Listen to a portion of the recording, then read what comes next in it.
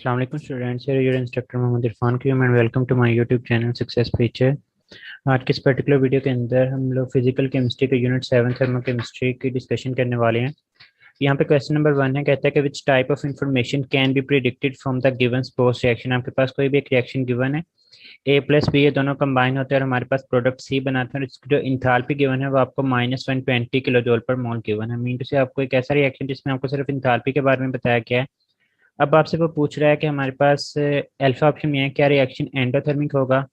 तो एंडोथर्मिक वो वाले रिएक्शंस होते हैं जहाँ पे एंथैल्पी पॉजिटिव साइन के साथ गिवन होती है, यहाँ पे नेगेटिव के साथ गिवन है, तो एंडोथर्मिक तो हो नहीं सकता। कहता है कि रिएक्शन इज एक्सोथर्मिक, क्या रिएक्शन एक्सोथर्मिक है। तो ये बात बिल्कुल ठीक है कि हमारे पास ये रिएक्शन जो है वो एक्सोथर्मिक है। चलिए ऑप्शन को देखें।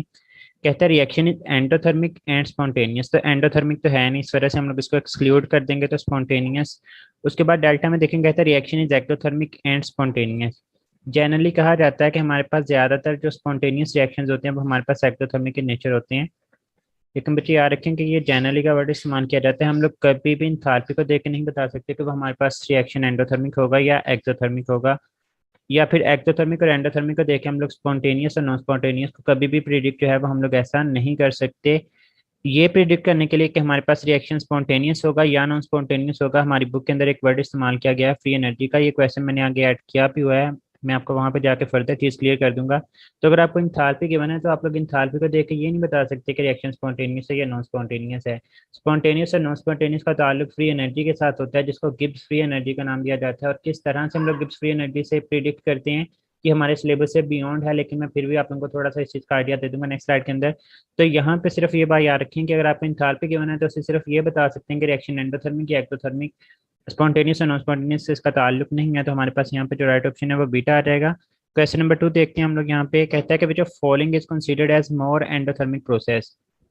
इनमें से कौन सा प्रोसेस जो है वो हमारे पास एंडोथर्मिक प्रोसेस होगा ज्यादा। बच्चे मेल्टिंग क्या होता है? मेल्ट हम लोग बोलते हैं कि हमारे पास सॉलिड से हम लोग क्या बना देंगे, लिक्विड बना दें, तो हमारे पास मेल्टिंग आ जाता है।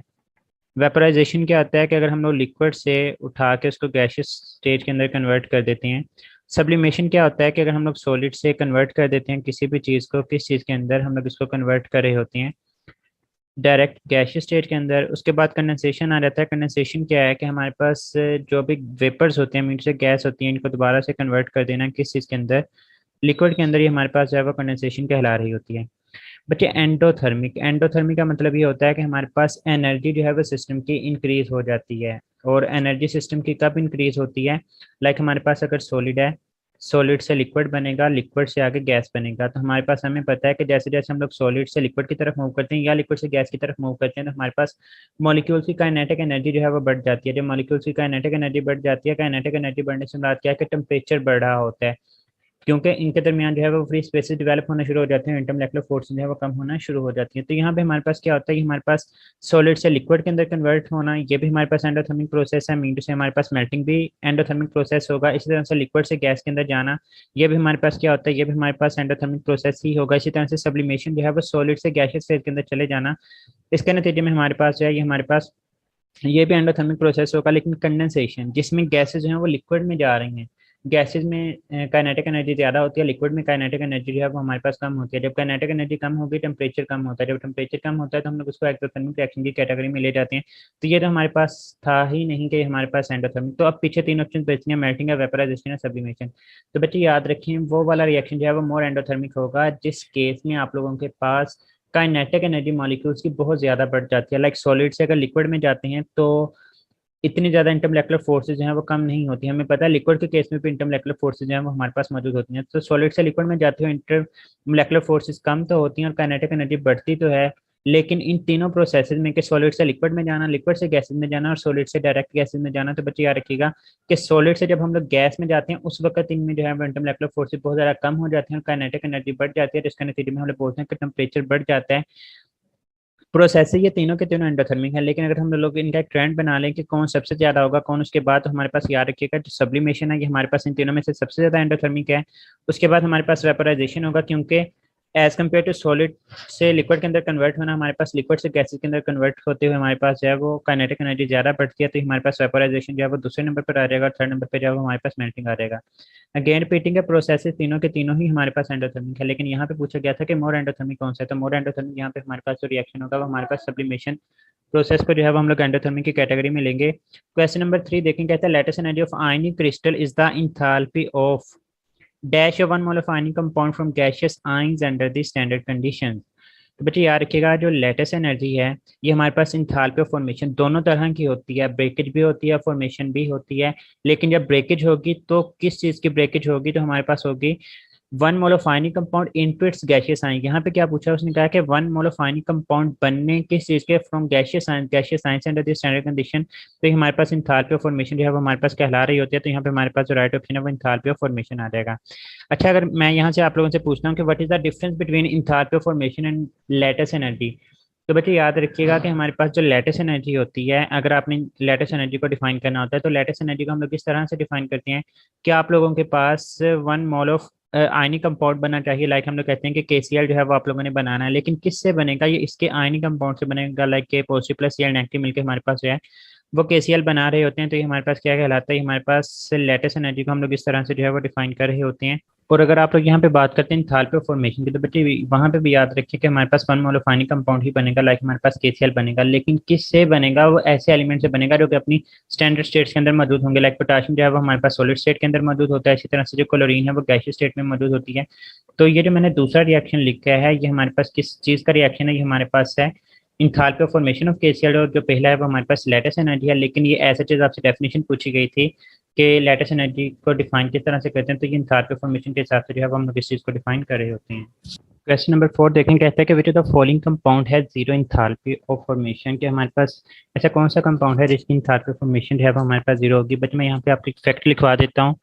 याद रखिएगा कि enthalpy of element in its free state is zero, के इंथैल्पी ऑफ एलिमेंट्स, कोई भी आपके पास एलिमेंट है जब वो अपनी फ्री स्टेट के अंदर पड़ा हुआ होता है उसकी जो इंथैल्पी होगी वो हमारे पास जीरो होगी। तो enthalpy of elements in its free state is zero. तो आप लोगों ने यहाँ पे सिंपली ये देखना था कि हमारे पास ऐसा कौन सा एलिमेंट है जो कि अपनी फ्री स्टेट के अंदर पड़ा हुआ है। लाइक यहाँ पे देखिए हमारे पास है F2 सॉलिड, फ्लोरीन डाइएटॉमिक ही होता है, लेकिन क्या ये सॉलिड फॉर्म एग्जिस्ट करता है? नहीं बच्चे, फ्लोरीन जो है वो हमारे पास एक गैस होती है, तो ये तो हमारे पास जीरो नहीं हो सकती इसकी इंथैल्पी। आयोडीन की बात करें तो हेलोजन में से फ्लोरीन और क्लोरीन गैसेस होती हैं, ब्रोमीन लिक्विड होता है और आयोडीन जो है वो सॉलिड होता है। आयोडीन सॉलिड फॉर्म में ही डायटोमिक फॉर्म में एग्जिस्ट करता है, तो यही हमारे पास यहाँ पे राइट ऑप्शन है। 40 में देखिए sodium exist in the form of liquid. बच्चे यार के सोडियम फिजिकल स्टेट में सॉलिड फॉर्म में एग्जिस्ट करता है, मेटल है हमारे पास, तो ये हमारे पास अगर सॉलिड होता है तो इसकी भी इंथैल्पी जीरो होनी थी। यहाँ पे लिक्विड है तो ये भी हमारे पास राइट ऑप्शन नहीं हो सकता, तो ऑल ऑफ दीज भी हमारे पास राइट ऑप्शन नहीं है, तो यहाँ पे हमारे पास जो राइट ऑप्शन है वो बीटा आ जाएगा। क्वेश्चन नंबर 5 देखें, कहते हैं ना chemical reaction if products are less stable as compare to the reactant this process is known as, वो एंडोथर्मिक होगा या एक्टोथर्मिक होगा। बच्चे याद रखिएगा कि वो रिएक्शंस जिनमें प्रोडक्ट्स की एनर्जी कम होती है वो हमारे पास रिएक्शन ज़्यादा स्टेबल जो है वो कंसिडर किए जा रहे होते हैं। लिख रहा हूँ, और याद रखिएगा हमेशा केमिस्ट्री में जिस चीज़ की एनर्जी कम होती है वो ज़्यादा स्टेबल होती है। वो तमाम के तमाम रिएक्शन जिनमें प्रोडक्ट्स की एनर्जी जो है वो कम होगी तो वो हमारे पास क्या होते हैं, उनको हम लोग बोलते हैं कि हमारे पास जो है वो स्टेबल प्रोडक्ट्स हैं, वो हम लोग कंसीडर कर रहे होते हैं। यहाँ पे उसने क्या पूछा, उसने हमसे एक ऐसा रिएक्शन पूछा है जिसके अंदर प्रोडक्ट हैं वो लेस स्टेबल होते हैं, मतलब प्रोडक्ट्स की एनर्जी जो है वो हमारे पास क्या होनी चाहिए, ज़्यादा होनी चाहिए। और हमें पता है कि किस रिएक्शन में एनर्जी जो है वो हमारे पास ज़्यादा होती है, तो बच्चे याद रखिएगा एंडोथर्मिक, जिनमें एनर्जी सिस्टम के अंदर आती है उस केस में प्रोडक्ट्स की एनर्जी जो है वो ज़्यादा होती है। और जब प्रोडक्ट्स की एनर्जी ज़्यादा होगी तो हमारे पास वो प्रोडक्ट्स जो हैं वो लेस स्टेबल होते हैं। तो यहाँ पे आप लोग एक फैक्ट भी लिख सकते हैं कि हमारे पास पहले तो आंसर लिखने के एंडोथर्मिक होगा, एक्सोथर्मिक प्रोसेस में जो प्रोडक्ट्स बनते हैं वो स्टेबल होते हैं। ये फैक्ट है, ये याद रखिएगा, हमेशा यही बात होगी। एक्सोथर्मिक में जो प्रोडक्ट्स होंगे वो स्टेबल होंगे क्योंकि यहाँ पे प्रोडक्ट्स की एनर्जी कम होगी, और एंडोथर्मिक प्रोसेस में हमारे पास जो प्रोडक्ट्स हैं वो हमारे पास लेस स्टेबल होंगे। क्यों लेस स्टेबल होंगे? क्योंकि यहाँ पे इनकी एनर्जी जो है वो ज़्यादा होती है। तो इसका उलट भी पूछा जा सकता है कि कौन से ऐसे टाइप के प्रोसेसेस हैं जिनमें रिएक्टेंट जो हैं वो ज़्यादा स्टेबल होते हैं, तो वो एंडोथर्मिक हैं जिनकी एनर्जी कम होती है रिएक्टेंट्स की। और अगर आपसे पूछ रहा है किस में रिएक्टेंट जो है वो अनस्टेबल होते हैं, तो वो एक्सोथर्मिक में होंगे जिनमें रिएक्टेंट्स की एनर्जी जो है वो ज़्यादा होती है। सिंपल एक बात है कि जिस चीज़ की एनर्जी ज़्यादा होगी वो लीस्ट स्टेबल होगी, जिस चीज़ की एनर्जी कम होगी वो मोर स्टेबल होगी। अब जिस तरह का मर्जी क्वेश्चन आ जाए आप लोग इसको जो है वो टैकल कर सकते हैं। क्वेश्चन नंबर 6 देखें, कहता है विच of following relation is correct regarding the enthalpy. बच्चे बेसिकली हमारे पास क्वेश्चन इस तरह से है कि डेल ए जो है वो हम लोग कहते हैं कि डेल ए जो है वो इक्वल होता है del E plus P del V के। और जो पी डेल वी है अगर गैसेज हो तो हमें पता है कि डेल एन आर टी के जो है वो इक्वल होता है। तो del E plus del N R T जो है वो हम लोग लिख देते हैं यहाँ पे। अच्छा बच्चे अब यहाँ पे देखें कि अगर हमारे पास डेल एन की वैल्यू जीरो हो जाए, पहली स्टेटमेंट के मुताबिक अगर हम लोग इसको जीरो पुट कर देते हैं तो ये पूरे का पूरा फैक्टर जो है वो जीरो हो जाएगा। तो डेल ए जो है वो हमारे पास किसके इक्वल आ जाएगा, डेल ई के ही जो है वो हमारे पास इक्वल आ जाएगा। तो पहली स्टेटमेंट तो ठीक है। बीटा के अंदर एन कहता है डेल ए जो है वो ग्रेटर होगा डेल ई से if del N is negative. अगर डेल एन की वैल्यू नेगेटिव के अंदर हम लोग ऐड करते हैं, सपोज मैं कहता हूँ कि डेल एन की वैल्यू जो है वो मैं -2 पुट कर देता हूँ, तो हमारे पास जो डेल एच होगा वो किसके इक्वल होगा, del H will be equal to del E -2 R T, मतलब डेल ई से ये कम होगा। लेकिन यहाँ पे क्या लिखा है कि del H is greater than del E, तो ये हमारे पास रॉन्ग है। इसी तरह से चार्ली के अंदर उसने कहा कि अगर डेल एन पॉजिटिव है तो फिर अगर यहाँ मैं पॉजिटिव पुट करता तो del E plus two R T के डेल एच ने बराबर होना था, तो डेल एच की वैल्यू जो थी वो ज्यादा होनी चाहिए थी। तो ये भी हमारे पास स्टेटमेंट ठीक नहीं है। तो all of these are correct statement, ये भी ठीक नहीं है। यहाँ पे तीनों रिलेशन आप लोग लिख सकते हैं। पहला रिलेशन बिल्कुल ठीक है, जो दूसरा रिलेशन है आप लोग डेल एच को लेस देन कर दें डेल ई से, फिर ये ठीक होगा। Del N is equal to negative, और अगर del H greater than del E कर दें डेल एन इज पॉजिटिव, तो ये आप लोगों के पास तीनों के तीनों क्या बन जाते हैं, ये फैक्ट्स बन जाते हैं। और याद रखिएगा इसी तरह से एमसीक्यूज हैं वहां से पूछे जा रहे होते हैं। मतलब मैं आपसे कहता हूँ कि मैं आपको रिएक्शन लिखवा देता हूँ N2 + 3H2, और ये मिलके हमारे पास क्या बना रहे हैं, सपोज करें मैं कहता हूँ 2NH3 बना रहे हैं। और मैं आपसे पूछता हूँ यहाँ पे डेल एच और डेल ई एक दूसरे के बराबर होंगे, या del H greater than del E होगा, या del E greater than del H होगा। तो आपने क्या करना है, आपने सिंपली देखना है कि डेल एन की वैल्यू क्या है। डेल एन इक्वल होता है number of moles of product minus number of moles of reactant, तो वो हमारे पास 2 - 4 -2 आ रहा है। अब जब हमारे पास डेल एन की वैल्यू नेगेटिव होगी तो हमारे पास डेल ई जो है वो ज्यादा होगा, डेल ई जो है वो कम होगा। इस तरह से आप लोगों को क्वेश्चन टैकल को मिल रहे होंगे। क्वेश्चन नंबर 7 देखें, कहता था enthalpy change when 1 mole of product is formed from its elements under the standard conditions. 1 mole of product ही हमारे पास है वो बनने चाहिए, और elements under the standard condition में इंशाल्लाह आज रात तक आप लोगों को एक वीडियो प्रोवाइड करूंगा जिसके अंदर इंथाल्पीज की तमाम की कंडीशंस बताई जाएंगी कि किस केस के अंदर हमारे पास कौन सी इंथाल्पी जो है वो फॉलो हो रही होती है। बहुत ही ट्रिकी यहाँ से क्वेश्चन आते हैं, लेकिन इंशाल्लाह आप लोगों को वो वीडियो देखने के बाद कभी भी ऐसा मसला नहीं आएगा कि इंथाल्पीज के अंदर जो है वो आप लोगों को इशू आ रहा हो। तो यहाँ पे बच्चे देखें कंडीशन क्या दी हुई है, कहते हैं 1 मोल ऑफ प्रोडक्ट बनेगा from its elements under the standard condition. तो क्या ये इंथाल्पी ऑफ डिकम्पोजिशन, डिकम्पोजिशन तो हम लोग तोड़ने के बोलते हैं, ये नहीं है। इंथाल्पी ऑफ कंबस्शन क्या होती है कि हमारे पास 1 मोल ऑफ रिएक्टेंट को बर्न किया जाता है इन एक्सेस ऑफ ऑक्सीजन, तो ये भी नहीं है। इंथाल्पी ऑफ फॉर्मेशन की ये डेफिनेशन है कि when 1 mole of product is formed. और इंथाल्पी ऑफ सॉल्यूशन क्या है, इंथाल्पी ऑफ सॉल्यूशन के अंदर हमारे पास क्या होता है कि 1 mole of a solute is dissolved in so much solvent to form the infinite dilute solution. तो ये भी डेफिनेशन ही थी। तो यहाँ पे हमारे पास बेसिकली जो डेफिनेशन है वो हमारे पास इंथाल्पी ऑफ फॉर्मेशन है। तो हमारे पास राइट ऑप्शन जो है 4 ही आ जाएगा। क्वेश्चन नंबर 8 देखें, कहता है enthalpy of formation of 1 mole of carbon dioxide is. अभी हमने पीछे देखा कि हमारे पास इंथाल्पी ऑफ फॉर्मेशन क्या होता है कि आपने 1 मोल ऑफ प्रोडक्ट बनाना होता है, और किससे बनाता है, from the elements in standard condition. Mean से कार्बन हमारे पास सॉलिड फॉर्म में है, प्लस ऑक्सीजन जो है वो हमारे पास गैसियस फॉर्म में है, ये दोनों आपस में कंबाइन होते हैं। तो हमारे पास CO2 की हमारे पास enthalpy of formation of carbon dioxide की जो है वो वैल्यू दे रहा है 400 किलो जूल जो है वो हमारे पास आ जाती है। कहता है what will be the heat of combustion for the 6 gram of carbon. बच्चे यहाँ पे रिएक्शन देखें तो आपको 2 तरह की इंथाल्पीज हैं वो देखने को मिलेंगे। पहली तो ये हमारे पास enthalpy of formation of carbon dioxide भी है, क्योंकि इंथाल्पी ऑफ फॉर्मेशन की कंडीशन क्या होती है कि आपके पास मैं लिख रहा हूँ, ये बच्चे नोट डाउन कीजिएगा। मैं इंशाल्लाह वीडियो भी इस चीज़ के ऊपर बना के आप लोगों को देने वाला हूँ कि हमारे पास 1 मोल ऑफ प्रोडक्ट ही हमेशा बनेगा। दूसरी कंडीशन क्या होती है कि from elements under the standard condition जो है वो हमारे पास बनने चाहिए। तो ये हमारे पास क्या एलिमेंट्स अंडर स्टैंडर्ड कंडीशन जो है वो हमारे पास सारे का सारा प्रोसेस हो रहा था कि इंथाल्पी ऑफ फॉर्मेशन है। अब कहता है हीट ऑफ कंबस्शन या फिर इंथाल्पी ऑफ कंबस्शन। तो बच्चे इंथाल्पी ऑफ कंबस्शन के लिए याद रखिएगा कि हमारे पास क्या कंडीशन होती है कि 1 मोल ऑफ रिएक्टेंट होना चाहिए। प्रोडक्ट से हमें कोई गर्ज नहीं होता, हमारे पास यहाँ पे 1 मोल ऑफ रिएक्टेंट का होना जो है वो हमारे पास जरूरी होता है, और इनकी एक्सेस ऑफ ऑक्सीजन होना चाहिए। तो यहाँ पे 1 मोल ऑफ कार्बन ही जो है वो हमारे पास बर्न हो रहा है, और 1 मोल कार्बन का हमें पता है कि कितना मैस होता है, वो हमारे पास 12 ग्राम होता है। मतलब जब 12 ग्राम ऑफ कार्बन बर्न हो रहा था तो हमारे पास इंथाल्पी कितनी आ रही थी, वो हमारे पास 400 किलो जूल जो थी वो आ रही थी। अब उसने कहा कि 6 ग्राम मतलब इसको हाफ किया, तो ये भी हमारे पास क्या हो जाएगी 200 किलो जूल आ जाएगी। यहाँ पे आप लोग सेलेक्ट करे होंगे 200 किलो जूल को। आप लोगों में से काफी बच्चों को समझ में आ रहा होगा कि यहाँ पे नेगेटिव आना चाहिए इंथाल्पी ऑफ कंबस्शन। बच्चे आपके पास बिल्कुल ठीक है, जो इंथाल्पी ऑफ कंबस्शन होती है वो हमेशा नेगेटिव ही होती है। लेकिन यहाँ पे चूंकि वो कोई ऐसा ऑप्शन ही नहीं है जिसको हम लोग सिलेक्ट कर पाते, मतलब यहाँ पे अगर होता 200 किलो जूल और साथ में नेगेटिव 200 किलो जूल भी होता तो आप लोगों ने नेगेटिव 200 किलो जूल को ही सिलेक्ट करना था, क्योंकि हमारे पास जो इंथैल्पी ऑफ कंबस्शन होती है वो हमेशा नेगेटिव के अंदर ही होती है। लेकिन चूंकि यहाँ पे वो नेगेटिव वाली ऑप्शन नहीं है तो आप लोग यहाँ पे इसको सिलेक्ट नहीं करेंगे। So the right option over here is beta.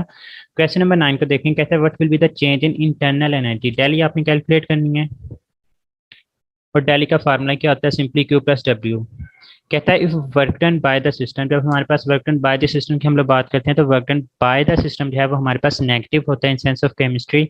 Mean to say हम लोग डब्ल्यू के साथ माइनस का साइन पुट कर देंगे। एंड हीट एब्जॉर्ब्ड, और जब हीट एब्जॉर्ब होती है सिस्टम के अंदर आती है तो वो पॉजिटिव ही होगा, तो del is equal to Q minus W आ जाएगा। तो क्यू की वैल्यू हमारे पास यहाँ पे क्या है, वो हमारे पास 140 जूल है और वर्क डन की वैल्यू जो है वो 50 किलो जूल है। तो आप 140 माइनस 50 करेंगे तो आप लोगों के पास आंसर जो है वो 90 किलो जूल जो है वो आ रहा होगा। So the right option over here is beta. Question number 10 देखें, कहता है using the hypothetical information given the table below, ये आप लोगों के सामने टेबल गिवन है। कहता है calculate the latest energy of potassium bromide. आप लोगों ने यहाँ से क्या कैलकुलेट करना है, आप लोगों ने लेटेस्ट एनर्जी को जो है वो कैलकुलेट कर। तो बच्चे यहाँ पे देखें जो सबसे पहला रिएक्शन है ये आपको किस किस्म की इंथैल्पी जो है वो दे रहा है। पहली बात तो आप लोग ये क्लियर कर लें कि ये किस चीज़ की इंथैल्पी जो है वो आप लोगों को गिवन है। 1 मोल ऑफ प्रोडक्ट बन रहा है from its elements under the standard condition. तो ये क्या है, ये हमारे पास इंथैल्पी ऑफ फॉर्मेशन है। मीटर से आप लोगों के पास एक वैल्यू गिवन है, वो किस चीज़ की है, डेल एच नॉट एफ की वैल्यू गिवन है, वो हमारे पास है -400 जूल। अब कैलकुलेट क्या करना है, आप लोगों ने लेटेस्ट एनर्जी जो है वो कैलकुलेट करनी है। और आप लोगों ने बोन हैबर साइकिल के अंदर लेटेस्ट एनर्जी का फार्मूला ही पढ़ा है कि del H naught L is equal to, आप लोगों के पास जो इंथैल्पी ऑफ फॉर्मेशन होती है वो आप उसमें से माइनस कर रहे होते हैं किसको, del H naught X. Basically del H naught X जो है वो इन तमाम इंथैल्पीज के सम को जो है हम लोग बोल रहे होते हैं। अगर अब हम लोग इन तमाम इंथैल्पीज को सम कर लेते हैं तो सम करें 100 प्लस 400, ये 500 प्लस 100, ये आप लोगों के पास 600 आ जाता है। 600 में से अगर आप लोग 350 को माइनस कर देते हैं तो ये आप लोगों के पास 250 आ जाएगा। तो यहाँ पे डेल एच नॉट एफ की जो वैल्यू है वो हमारे पास कितनी है, -400 है। माइनस का साइन पुट करेंगे, डेल एच नॉट एक्स जब आप लोग कैलकुलेट करते हैं तो आप लोगों के पास -250 आ जाता है। तो -400 -250 आप लोगों के पास जो आंसर है वो -650 किलो जूल पर मोल है वो आप लोगों के पास यहाँ पे राइट ऑप्शन बन रहा होगा। यहाँ पे क्वेश्चन नंबर 11 देखें, क्वेश्चन में पूछा हुआ है कि which of following statement is incorrect, इनमें से कौन सी स्टेटमेंट जो है वो इनकरेक्ट है। अल्फा के अंदर देखिए उसने कहा कि spontaneous reactions are always exothermic process. तो मैंने पहले ही स्लाइड के अंदर ये बात क्लियर कर दी थी कि ये बताना कि स्पॉन्टेनियस रिएक्शन है या नॉन स्पॉन्टेनियस रिएक्शन है, ये एक्सो और एंडो का कंसर्न इस चीज़ के साथ नहीं होता, ये कंसर्न होता है गिब्स फ्री एनर्जी के साथ में। यहाँ पे आपको बता भी देता हूँ, गिब्स एनर्जी को रिप्रेजेंट किया जाता है डेल जी से। बच्चे याद रखिएगा अगर डेल जी की वैल्यू ग्रेटर देन 0 होगी तो वो जो रिएक्शन होगा वो हमारे पास रिएक्शन हम लोग बोलते हैं कि वो नॉन स्पॉन्टेनियस होगा। और अगर डेल जी की वैल्यू जो है वो हमारे पास लेस देन 0 होगी तो वो रिएक्शन जो होगा वो हमारे पास स्पॉन्टेनियस रिएक्शन हम लोग उसको कंसीडर कर रहे होते हैं। ये हमारे सिलेबस से बियॉन्ड है, लेकिन सिर्फ बुक के अंदर फ्री एनर्जी का वर्ड इस्तेमाल हुआ है। बेसिकली वो जो फ्री एनर्जी है वो गिब्स फ्री एनर्जी होती है, और अगर गिब्स फ्री एनर्जी की वैल्यू मोर देन 0 होगी तो वो नॉन स्पॉन्टेनियस होगा, अगर लेस देन 0 होगी तो वो हमारे पास स्पॉन्टेनियस होगा। तो पहली ऑप्शन तो जो है ये हमारे पास इनकरेक्ट आ रही थी। आगे देखें, कहते हैं स्पॉन्टेनियस रिएक्शन जो है वो जनरली इरिवर्सिबल होती हैं। स्पॉन्टेनियस मतलब जो खुद ब खुद होती हैं, वो चाहते हैं कि वो प्रोसीड हो, तो जो चीज़ खुद चाहती है कि मैं इस तरफ जाऊँ तो वो वापस आने की जनरली हमारे पास कोशिश नहीं करती। लाइक अगर मैं पानी को ऊपर से नीचे गिरा रहा हूँ तो वो दोबारा से वापस ऊपर की तरफ नहीं जाएगा जब तक हम लोग खुद से फोर्स नहीं लगाते। तो स्पॉन्टेनियस रिएक्शन जो है वो जनरली का वर्ड इस्तेमाल हुआ है वो हमारे पास रिवर्सिबल होते हैं। ये बात तो यहाँ पे ठीक लिखी हुई है। 40 के अंदर देखें, कहता है evaporation is an example of endothermic process and spontaneous process. तो वेपोरेशन जो है वो एंडोथर्मिक ही होता है। क्यों एंडोथर्मिक होता है, क्योंकि वो लिक्विड से गैसेज में जाता है। जब गैसेज में जाते हैं तो मॉलिक्यूल की काइनेटिक एनर्जी बढ़ चुकी है। जब काइनेटिक एनर्जी बढ़ी हम लोग बोलते हैं इनका टेम्परेचर बढ़ चुका है। जब टेम्परेचर बढ़ रहा है तो हमारे पास एंडोथर्मिक ही होगा और स्पॉन्टेनियस ही होता है, खुद ब खुद ही होता है। आप लोग पानी को धूप में छत के ऊपर रख देंगे तो आप लोग शाम को देखेंगे तो पानी वहाँ पे नहीं होगा, वो मीटर से वो इवेपोरेट हो चुका है। तो ये स्पॉन्टेनियस के ही एग्जांपल है। तो ये बात भी बिल्कुल यहाँ पे ठीक लिखी है। मीटर से हमारे पास यहाँ पे जो राइट ऑप्शन है वो अल्फा आ जाएगा। डेल्टा में बोथ हैंड डी लिखा है तो वो तो राइट ऑप्शन नहीं हो सकता। क्वेश्चन नंबर 12 देखें, कहता है equation that represent the standard enthalpy of atomization of hydrogen is. बच्चे एंथैल्पी ऑफ एटमाइजेशन की कंडीशन देख लें क्या क्या होती हैं। नंबर 1 हमारे पास 1 मोल प्रोडक्ट का बनना चाहिए, और जो प्रोडक्ट है वो क्या बनना चाहिए, वो must be in its gaseous form, gaseous form में बनना चाहिए प्रोडक्ट जो है। थर्ड कंडीशन ये होती है कि आपके पास जो रिएक्टेंट्स होते हैं वो क्या होने चाहिए, reactant must be present in there elemental form, मतलब वो कंपाउंड या कोई मॉलिक्यूल नहीं होना चाहिए, वो एलिमेंटल फॉर्म में होना चाहिए। और फोर्थ वन ये आती है कि हमारे पास जो रिएक्टेंट होते हैं must be there in standard physical state, मतलब उनकी जो फिजिकल स्टेट जो होती है वही उनके पास हमारे पास मौजूद होनी चाहिए। और जो पांचवी कंडीशन होती है वो हमारे पास स्टैंडर्ड कंडीशंस होती हैं, मतलब आप लोगों ने वहाँ पे टेम्परेचर 25 डिग्री सेल्सियस और 1 ATM जो है वो रखना होता है, तो ये हमारे पास यहाँ पे जो है वो कंडीशन आ जाती हैं। अब हम लोग ऑप्शंस की तरफ देखते हैं। सबसे पहले देखें, कहता है कि 1/2 H2 सॉलिड। तो बच्चे क्या हाइड्रोजन सॉलिड फॉर्म एग्जिस्ट करता है, मतलब रिएक्टेंट जो है क्या सॉलिड फॉर्म एग्जिस्ट करता है? हाइड्रोजन नहीं बच्चे, ये गैसेस में, तो इस वजह से हमारे पास गलत हो जाएगा। बीटा में देखें, कहता है कि हमारे पास 1/2 H2 सॉलिड, यहाँ पे अगेन इसने सॉलिड लिखा है तो ये हमारे पास गलत आ जाएगा। चार्ली में देखें, कहता है कि हमारे पास हाइड्रोजन अपनी एलिमेंटल फॉर्म में मौजूद है, वो H2 फॉर्म में ही एग्जिस्ट करता है, वो गैशियस फॉर्म में भी है, मतलब अपनी स्टैंडर्ड फिजिकल स्टेट में ठीक है, ये यहाँ तक ठीक है। लेकिन प्रोडक्ट में देखें तो हाइड्रोजन गैशियस स्टेट में मौजूद है, तो हमने क्या कहा था कि हमारे पास प्रोडक्ट भी 1 मोल बनना चाहिए और गैशियस ही बनना चाहिए, तो ये हमारे पास बिल्कुल ठीक है। डेल्टा के अंदर देखें तो रिएक्टेंट तो ठीक है, मतलब अपनी स्टैंडर्ड फिजिकल स्टेट में भी है और एलिमेंटल फॉर्म भी है, लेकिन जो प्रोडक्ट बन रहा है वो हाइड्रोजन का 1 मोल भी बन रहा है, ये भी ठीक है, लेकिन ये सॉलिड फॉर्म में बन रहा है, तो ये हमारे पास ठीक नहीं है। हमारे पास जो प्रोडक्ट है वो must be in their gaseous form, तो यहाँ पे हमारे पास जो राइट ऑप्शन है वो 4 ही आ जाएगा। क्वेश्चन नंबर 13 देखें, कहता है कि bomb calorimeter is use in calorimetry ऐड के। हम लोग जो बॉम्ब क्लोरीमीटर और ग्लास क्लोरीमीटर हमारे पास दो इंस्ट्रूमेंट है जिनको हम लोग इस्तेमाल करके इंथैल्पीज वगैरह को कैलकुलेट कर रहे होते हैं। तो हमारे पास याद रखिएगा बच्चे, जो हमारे पास बॉम्ब क्लोरीमीटर होता है इसको हम लोग कांस्टेंट वॉल्यूम के ऊपर प्रोसीड करवाते हैं, और जो हमारे पास ग्लास क्लोरीमीटर होता है इसको कांस्टेंट प्रेशर के ऊपर जो है वो हम लोग प्रोसीड करवा रहे होते हैं। तो ये फैक्ट्स हैं, इनको आप लोगों ने ऐसे ही याद रखना है, तो इस वजह से मैंने यहाँ पे लिख दिया हुआ है। और हम लोग जो बॉम्ब क्लोरीमीटर होता है हम लोग इसको इस्तेमाल किस लिए करते हैं? हम लोग इसको इस्तेमाल करते हैं to calculate the enthalpy of combustion and enthalpy of reaction. तो ये दो चीज़ें कैलकुलेट करने के लिए जो है वो हम लोग बॉम्ब क्लोरीमीटर का इस्तेमाल कर रहे होते हैं, जबकि ग्लास क्लोरीमीटर की मदद से हम लोग इंथैल्पी ऑफ न्यूट्रलाइजेशन या फिर इंथैल्पी ऑफ सॉल्यूशन वगैरह जो है वो हम लोग कैलकुलेट कर रहे होते हैं। तो ये फैक्ट हैं जो कि आप लोगों को पता होने चाहिए, यानी हो यहाँ पे हमारे पास जो राइट ऑप्शन है वो बीटा आ जाएगा। 14 देखें, कहते थे हीट ऑफ फॉर्मेशन। अगेन बच्चे क्या है कि हीट ऑफ फॉर्मेशन के लिए मैंने आपको बताया था क्या कंडीशन होती है कि 1 मोल ऑफ प्रोडक्ट बनना चाहिए form it's elements under the standard conditions, मतलब जो रिएक्टेंट है वो अपनी स्टैंडर्ड कंडीशन में होने चाहिए। तो अब हम लोग चलते हैं क्वेश्चन की तरफ। क्वेश्चन आप लोगों के सामने क्या गिवन है? हाइड्रोजन गैसियस स्टेट में मौजूद है, बिल्कुल ठीक है, ऐसे ही होती है। क्लोरीन भी गैसियस स्टेट में ही एग्जिस्ट करती है, ये बात भी ठीक है। और जो आप लोगों के पास प्रोडक्ट बन रहे हैं वो 2HCl बन रहे हैं, लेकिन हमने क्या बनाना है? हमने 1 मोल बनाना है। अब प्रोडक्ट के साथ जब इंथैल्पी गिवन हो तो याद रखिएगा, प्रोडक्ट के साथ इंथैल्पी गिवन हो तो इसका मतलब ये होता है कि यहाँ से हीट जो है वो एक्सक्लूड हो रही है, मतलब प्रोडक्ट आपको हासिल हो रहे हैं साथ में हीट आ रही है, मतलब हीट सिस्टम से बाहर जा रही है, एक्सोथर्मिक प्रोसेस है। मीन इस रिएक्शन की जो इंथैल्पी है वो हमारे पास क्या है? -44 किलो कैलोरी। और ये कितने मोल्स के लिए है? ये हमारे पास 2 मोल्स के लिए है। हमें कितने के लिए चाहिए? हमने कहा 1 मोल ऑफ प्रोडक्ट के लिए रिक्वायर होती है, तो आप लोग सिंपली इसको 2 के साथ डिवाइड कर देंगे, तो आप लोगों के पास जो राइट ऑप्शन है वो -22 किलो कैलोरी पर मोल है, वो आप लोगों के पास यहाँ पे राइट ऑप्शन आ जाएगा। तो यहाँ पे हमारे पास जो राइट ऑप्शन है वो 40 आ जाएगा।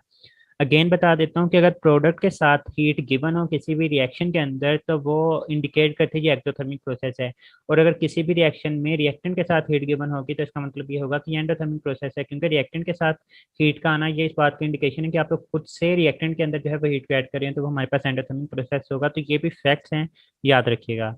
क्वेश्चन नंबर 15 देखें, कहते हैं enthalpy of combustion of carbon and carbon monoxide. अब कंबस्शन की मैंने आपको लास्ट टाइम कंडीशन बताई थी कि कंबस्शन क्या होती है कि 1 मोल ऑफ रिएक्टेंट होना चाहिए, और उसको एक्सेस ऑफ ऑक्सीजन के अंदर बंद करके जितने मर्जी मोल प्रोडक्ट के बन जाए उससे हमारा कंसर्न नहीं होता है। एनी हाउ यहाँ पे कार्बन की कंबस्शन करवानी है तो C+O2, तो हमारे पास क्या बन जाएगा? CO2 बन जाएगा। इसकी इंथैल्पी हमारे पास कितनी गिवन है? वो हमारे पास है -393.5 किलो जूल पर मोल। और इसी तरह से कार्बन मोनोऑक्साइड की अगर CO को अगर हम लोग बंद करवा रहे हैं इन दी प्रेजेंस ऑफ ऑक्सीजन, तो यहाँ पे हमारे पास क्या बन जाएगा? यहाँ पे भी हमारे पास जो है वो CO2 बन जाएगा। तो ये हमारे पास कितनी है? -283 जो है वो हमारे पास गिवन है। कहते हैं what is the enthalpy of formation of carbon monoxide पर मोल। अब इंथैल्पी ऑफ फॉर्मेशन कैलकुलेट करनी, मतलब आपने CO का 1 मोल बनाना है, और ये कैसे बनेगा? हमें पता है कि हमारे पास C प्लस हाफ O2 आपस में कंबाइन होंगे तो हमारे पास कार्बन मोनोऑक्साइड जो है वो हमारे पास बनेगा। तो आपने ये जो डेल एच है इसको आप लोगों ने जो है वो कैलकुलेट करना है। तो बच्चे बेसिकली बोन हेबर साइकिल से जो है इस चीज़ को पिक किया गया है। सपोज करेंगे हमारे पास एक पाथ है जिसके अंदर कार्बन प्लस ऑक्सीजन आपस में कंबाइन करके, मैंने आप लोगों के सामने ये डाटा लिख दिया हुआ है। मैं अब आप इसको दूसरी स्लाइड के ऊपर लेके चलता हूँ और वहाँ पे मैं आपको बताता हूँ कि ये बेसिकली सॉल्व किस तरह से हो रहा है। हमारे पास C+O2 है, ये दोनों आपस में कंबाइन होकर CO2 बना रहे हैं, और इसकी इंथैल्पी आप लोगों के सामने गिवन थी -393। फिर उसने कहा था कि कार्बन मोनोऑक्साइड की कंबस्शन करवा रहे हैं ऑक्सीजन के साथ, तो ये हमारे पास आई थिंक सो गिवन थी -283 गिवन थी। और ये वो आपसे पूछना चाह रहा था कि इसको कैलकुलेट करके बताएं कि हमारे पास कितनी है। तो इसकी जो है वो आप लोगों ने कैलकुलेट करनी थी। तो ये डायरेक्ट पाथ है -393, ये हमारे पास इक्वल होगा इन दोनों पास के, तो हमारे पास x प्लस -283 जो है वो हमारे पास आ जाएगा। अब ये -393, ये -283 जो है वो इधर आके प्लस हो जाएगा, तो +283 आप लोगों के पास आंसर जो है वो एक्स की वैल्यू जो है वो हमारे पास कितनी आ जाएगी, -110। इतनी राउंड ऑफ करके जो है वो हमारे पास वैल्यूज आ जाते हैं। मैंने पॉइंट्स के बाद वाले यहाँ पे वैल्यू नहीं लिखी, यानी यहाँ पे हमारे पास जो राइट ऑप्शन है वो -110 किलो जूल जो है वो हमारे पास आ जाएगा। तो हमारे पास जो राइट ऑप्शन है वो डेल्टा आ रहा है। क्वेश्चन नंबर 16 देखें, कहता है which of the following standard enthalpy may be positive और मे बी नेगेटिव। बच्चे हमारी बुक के अंदर जितने भी इंथैल्पीज गिवन है मैं आपको सभी का बता देता हूँ। सबसे पहले इंथैल्पी ऑफ रिएक्शन गिवन है। जो इंथैल्पी ऑफ रिएक्शन है ये पॉजिटिव भी हो सकती है, नेगेटिव भी हो सकती है। उसके बाद इंथैल्पी ऑफ फॉर्मेशन है, ये भी पॉजिटिव भी हो सकती है और नेगेटिव भी हो सकती है। उसके बाद इंथैल्पी ऑफ कंबस्शन है, याद रखिएगा ये हमेशा हमारे पास क्या होती है, ये नेगेटिव होती है। इंथैल्पी ऑफ एटमाइजेशन हमेशा जो है वो पॉजिटिव होती है। बोथ एंड भी तो हो ही नहीं सकता, क्योंकि कंबस्शन नेगेटिव है, तो उसने पूछा था कौन सी पॉजिटिव और नेगेटिव, तो इंथैल्पी ऑफ फॉर्मेशन है। अच्छा, सभी का बता रहा था enthalpy of reaction positive negative भी हो सकती है, enthalpy of formation positive negative हो सकती है। उसके बाद इंथैल्पी ऑफ एटमाइजेशन है, ये हमेशा पॉजिटिव होगी। फिर इंथैल्पी ऑफ न्यूट्रलाइजेशन है, ये हमेशा नेगेटिव होती है। इंथैल्पी ऑफ कंबस्शन है, ये भी हमेशा नेगेटिव होती है। उसके बाद इंथैल्पी ऑफ सॉल्यूशन है, जिसमें भी पॉजिटिव और मे भी नेगेटिव। तो ये आप लोगों के पास इंथैल्पीज के रिगार्डिंग इन्फॉर्मेशन आ जाती है। नेक्स्ट क्वेश्चन देखें, कहता है कि कंसीडर द फॉलोइंग रिएक्शन। आप लोगों के सामने रिएक्शन गिवन है, तो हमारे पास जो है क्या होगा यहाँ पे, तो हम लोग इसे सॉल्व कर लेते हैं। तो ये आप लोगों के सामने एक डायरेक्ट पाथ गिवन है कि हमारे पास N2 प्लस 2O2 दोनों कंबाइन होकर हमारे पास क्या बना रहे हैं, 2NO2 जो है वो हमारे पास बना रहे हैं। और इसकी जो इंथैल्पी है वो हमारे पास कितनी है, 92 किलो जूल पर मोल है। फिर आपको एक और गिवन है कि हमारे पास 2NO हमारे पास कंबाइन होते हैं O2 के साथ, तो हमारे पास 2NO2 बना रहे हैं और इसकी इंथैल्पी कितनी की गिवन है, वो 158 जब इंथैल्पी गिवन है। अब ये N2 के अंदर आप लोगों ने O2 ऐड करके ये बनाना है, तो आपने इसकी इंथैल्पी जो थी वो कैलकुलेट करनी थी। तो ये जो डायरेक्ट इंथैल्पी है ये आप लोगों के पास इक्वल होगी 92 will be equal to X, तो आप लोगों ने कैलकुलेट करना है, प्लस आप लोगों के पास आ जाएगा 158। तो अगर आपने एक्स कैलकुलेट करना है तो वो हमारे पास 92 माइनस 158 आ जाएगा। तो जब आप लोग इसको सॉल्व करेंगे तो माइनस के अंदर आंसर आएगा, तो ये हमारे पास -66 है। अब आप लोगों के पास राइट ऑप्शन आ जाएगा, तो beta will be your right option over here. Question number 18 को देखें, अगेन क्या है कि इंथैल्पी ऑफ एटमाइजेशन। वीडियो को रोकें, खुद से सोचें इसका क्या ऑप्शन हो सकता है। एटमाइजेशन की कंडीशन क्या है कि 1 मोल ऑफ गैसियस प्रोडक्ट बनना चाहिए, और किससे बनना चाहिए, from its elements under the standard condition. तो पहले के अंदर देखें कि आयोडीन गैसेस फॉर्म में बन रही है, प्रोडक्ट बिल्कुल ठीक है। उसके बाद अच्छा, यहाँ पे मैं आपको एक्सक्लूजन फैक्टर की तरफ लेके चला जाता हूँ, मतलब हम लोग एक्सक्लूड कर देते हैं चीज़ों को। बीटा के अंदर देखें क्या गिवन है, आपके पास प्रोडक्ट के 2 मोल्स बने, हमने क्या कहा था कि एक ही मोल बनना चाहिए, तो इसके भी 2 मोल्स हैं, इसके भी 2 मोल्स, ये तो तीनों के तीनों निकल गए, आपके पास एक ही ऑप्शन बचा है। इससे भी आप लोग इजीली, मतलब वहाँ पे गेम होती है सेकंड्स की, तो इस तरह से आप लोग इसको पिक कर सकते हैं। एनी हाउ हम लोग बाकी ऑप्शन को जरा देख लेते हैं। आयोडीन जो है वो हमारे पास सॉलिड फॉर्म में ही एग्जिस्ट करती है, फ्लोरीन और क्लोरीन गैसेस, ब्रोमीन लिक्विड और सॉलिड है वो गैसेस। तो आयोडीन इन स्टैंडर्ड फॉर्म मौजूद है और हमारे पास 1 मोल ऑफ गैसेस आयन बना रही है, ठीक है।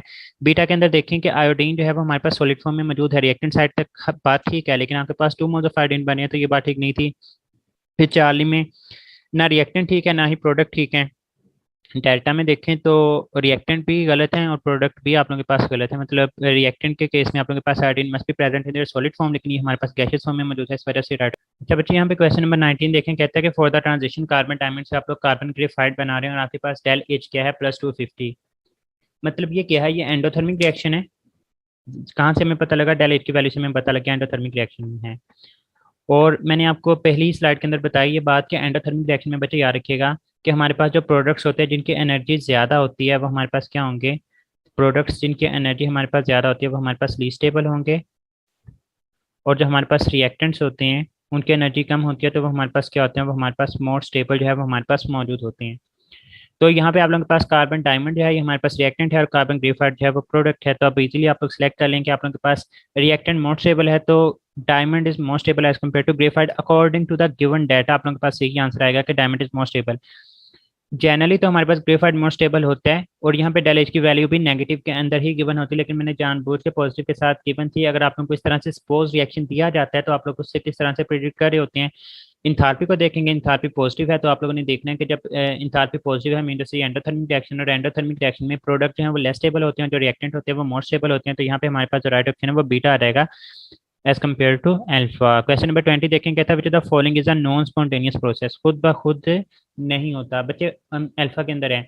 अच्छा, हम लोग नहीं बता सकते स्पॉन्टेनियस और नॉन स्पॉन्टेनियस रिएक्शन के बारे में जनरली, लेकिन बहुत सारे रिएक्शन ऐसे होते हैं जो हमारी आंखों के सामने हो रहे होते हैं, हमें पता होता है कि ये रिएक्शन जो है वो खुद ब खुद हो जाते हैं।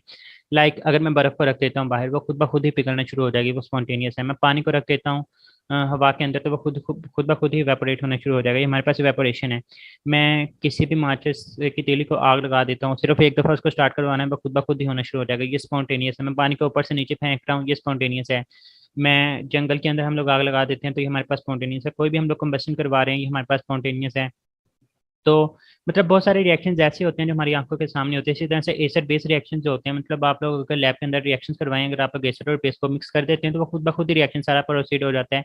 आपको वहाँ पे कंडीशन नहीं देनी पड़ती, मतलब कैटालिसिस इस्तेमाल नहीं करना पड़ता, टेम्परेचर वगैरह इस्तेमाल नहीं करना पड़ता। तो वो क्या होते हैं, वो स्पॉन्टेनियस रिएक्शन होते हैं। तो ऐसे बहुत सारे रिएक्शन होते हैं जिनके लिए हमें डेल जी की वैल्यू का भी पता होना जरूरी नहीं होता। वो हमारे पास जो इन्फॉर्मेशन है कि डेल जे की वैल्यू लेस देन जीरो होगी तो वो स्पॉन्टेनियस रिएक्शन होगा, उनकी वैल्यू लेस देन जीरो ही होती है इन तमाम रिएक्शंस की भी। लेकिन अगर हमें पता है या नहीं पता, फिर भी हम लोग उस चीज़ के बारे में बता रहे होते हैं। तो यहाँ पे देखें, एसिड बेस्ड रिएक्शन है, आप लोग लैब के अंदर इसका रिएक्शन करवाएं, तो ये फौरी तौर पर रिएक्शन खुद ब खुद ही हो जाएगा। मीटू से हमारे पास स्पॉन्टेनियस रिएक्शन है। बर्निंग ऑफ अ कैंडल, अगर आप लोग मोमबत्ती को एक दफा लगा देते हैं, तो वो खुद ब खुद ही चल रही होती है, तो वो स्पॉन्टेनियस है। चाली के अंदर देखें, कहता है कि वेपोरेशन ऑफ वाटर। तो इवेपोरेशन ऑफ वाटर जो है, पानी का इवेपोरेट होना, ये क्या है, ये भी हमारे पास किसकी एग्जांपल के अंदर आ जाता है, स्पॉन्टेनियस में आ जाता है। बच्चे डेल्टा में देखें, reaction of N two and O2 बहुत इंपॉर्टेंट है, दो तरह से पूछा जाता है। मैं आपको दोनों चीजें जो है वो क्लियर कर देता हूँ, एमसीक्यूज ऐड करने का मकसद ही ये था। बच्चे याद रखिएगा, ये स्पॉन्टेनियस भी हो सकता है और ये नॉन स्पॉन्टेनियस भी हो सकते हैं। जब आपको जिस तरह से अभी ऑप्शन गिवन है ना, आप लोग इसको इसी तरह से कंसीडर करेंगे, नॉन स्पॉन्टेनियस इसको कंसीडर करेंगे। बेसिकली हवा के अंदर 78% नाइट्रोजन है, 21% ऑक्सीजन मौजूद होती है। तो आप लोग इन दोनों को मिक्स करवा के नाइट्रोजन मोनोऑक्साइड नहीं बना सकते। क्यों नहीं बना सकते? क्योंकि आप लोग ने पढ़ा है नाइट्रोजन के दरमियान ट्रिपल बॉन्ड मौजूद होता है, जो कि बहुत स्ट्रॉन्ग बॉन्ड है। इसकी बॉन्ड एनर्जी बहुत ज्यादा होती है, हम लोग जनरल इसको तोड़ नहीं सकते। तो अगर जनरल इस तरह से लिखा होकर reaction of N2 and O2, तो बच्चे याद रखिएगा हमारे पास क्या नॉन स्पॉन्टेनियस प्रोसेस है। लेकिन स्पॉन्टेनियस कब होगा? जब आपके ऑप्शन के अंदर ये आया कि reaction of N2 and O2 in the presence of thunderstorm. Thunderstorm मतलब जब आसमानी बिजली गरजती है, तो उसमें इतनी एनर्जी होती है कि वो N2 और O2 के दरमियान जो बॉन्ड्स होते हैं उनको तोड़ देते हैं, और खुद से ही नाइट्रोजन और ऑक्सीजन जो है वो आपस में मिक्स होकर हमारे पास नाइट्रोजन मोनोऑक्साइड जो है वो बना रहे होते हैं। तो इन दी प्रेजेंस ऑफ थंडरस्टॉर्म जो है हमारे पास स्पॉन्टेनियस रिएक्शन होता है। जबकि अगर जनरल जिस तरह से अभी लिखा हुआ है, ये हमारे पास नॉन स्पॉन्टेनियस की ही एग्जांपल होती है। तो यहाँ पे हमारे पास जो राइट ऑप्शन है वो डेल्टा आ जाएगा। उम्मीद है आप लोगों को ये वीडियो पसंद आई होगी। अगर वीडियो पसंद आई है तो अपने दोस्तों के साथ लाजमी तौर पर शेयर कीजिएगा। मुझे भी दुआ में याद रखिएगा। फी अमानिल्लाह, अल्लाह हाफिज़।